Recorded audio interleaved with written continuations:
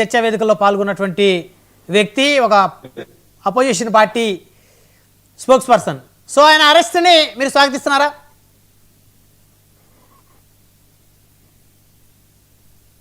సురేంద్ర నాయుడు గారు వినిపిస్తుంది నా వాయిస్. మీకు ప్యానెల్ లో ఉన్నటువంటి మిత్రులకు 99 న్యూస్ ఇచ్చిస్తున్నట్టు ప్రేక్షకులకు కంటిన్యూ చేయండి సార్, కంటిన్యూ చేయండి సార్. వినిపిస్తుందా? వినిపిస్తుంది, కంటిన్యూ చేయండి, మీరు కంటిన్యూ చేయండి.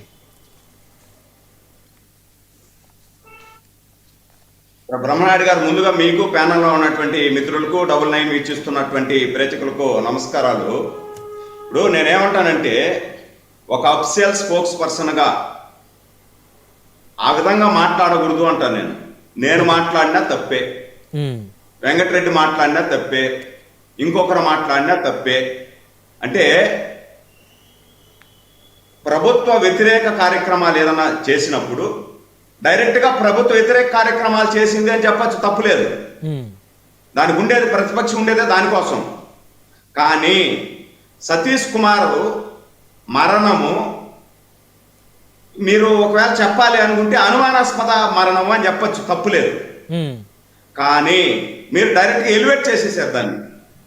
ప్రభుత్వమే హత్య చేసేసింది, సతీష్ కుమార్ని ప్రభుత్వమే హత్య చేసింది అని చెప్పి మీరు చెప్పారు. అది తప్పు కదా. ప్రభుత్వానికి ఏం అవసరం? ప్రభుత్వం అతన్ని కాపాడాలా అని ప్రయత్నం.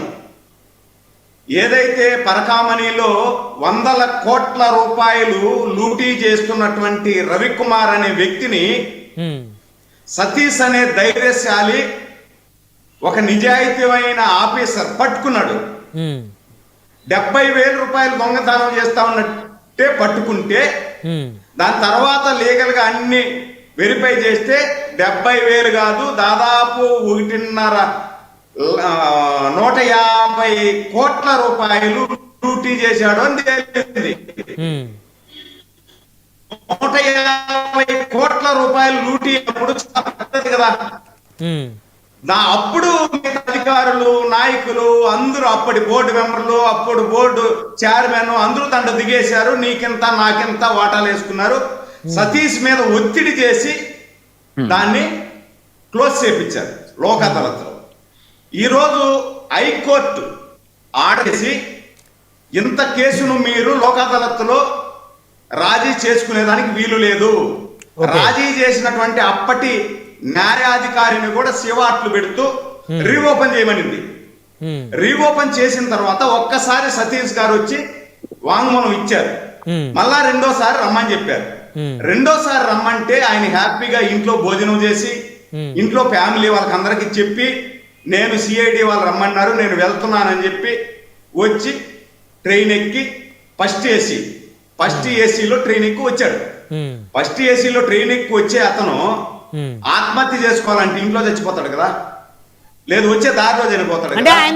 హత్య అంటారా? ఏసీలో భోగిలో వచ్చి ఇప్పుడు దాంట్లో ఇప్పుడు ఇది తేలాల అనుమానాస్పద మృతి.